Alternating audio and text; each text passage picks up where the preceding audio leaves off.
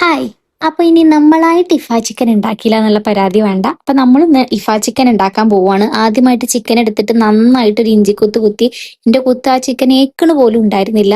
അതിനുശേഷം നമ്മൾ മസാല എടുക്കാൻ പോവാണ്. നമ്മൾ വീട്ടിൽ അംഗസംഖ്യ കൂടുതലായതുകൊണ്ട് അത്യാവശ്യം നല്ല മസാല ഉണ്ടാക്കുന്നുണ്ട്. മുളക് പൊടി, ഉപ്പ്, മഞ്ഞൾപ്പൊടി, അതുപോലെ തന്നെ ചിക്കൻ മസാല, പിന്നെ കുറച്ച് ഗരം മസാല, അതിന്റെ കൂടെ ഇഞ്ചി വെളുത്തുള്ളി പേസ്റ്റ്, അതിനുശേഷം കുറച്ച് തൈരും കൂടെ ഒഴിച്ചിട്ട് നന്നായിട്ട് മിക്സ് ചെയ്യുക. മസാല നമ്മുടെ ഇഷ്ടത്തിനനുസരിച്ച് എങ്ങനെ വേണമെങ്കിലും മാറ്റാട്ടോ. അങ്ങനെ ഇതിലോട്ട് നമ്മൾ നമ്മുടെ ചിക്കൻ പീസസ് ഇട്ടു.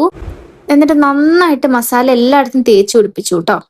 എന്നിട്ട് ഇത് 3 മണിക്കൂർ റെസ്റ്റ് ചെയ്യണം എന്നൊക്കെയാണ് പറയാറ്. പക്ഷെ അത്ര ക്ഷമ എനിക്ക് ഉണ്ടായിരുന്നില്ല. നമ്മളൊരു 15 മിനിറ്റ് കഴിഞ്ഞപ്പോൾ എടുത്തു. ഇനി നമുക്ക് ഇതിന്റെ വൈറ്റ് സോസ് ഉണ്ടാക്കാം. എനിക്ക് മുട്ട അത്ര ഇഷ്ടമില്ലാത്തതുകൊണ്ട് ഞാൻ പാല് വെച്ചിട്ടാണ് മയണൈസ് ഉണ്ടാക്കുന്നത്. പാല്, കുറച്ച് വെളുത്തുള്ളി, ആവശ്യത്തിന് ഉപ്പ്, കുറച്ച് സൺഫ്ലവർ ഓയിൽ, പിന്നെ നമ്മുടെ മെയിൻ താരം ചീസ്.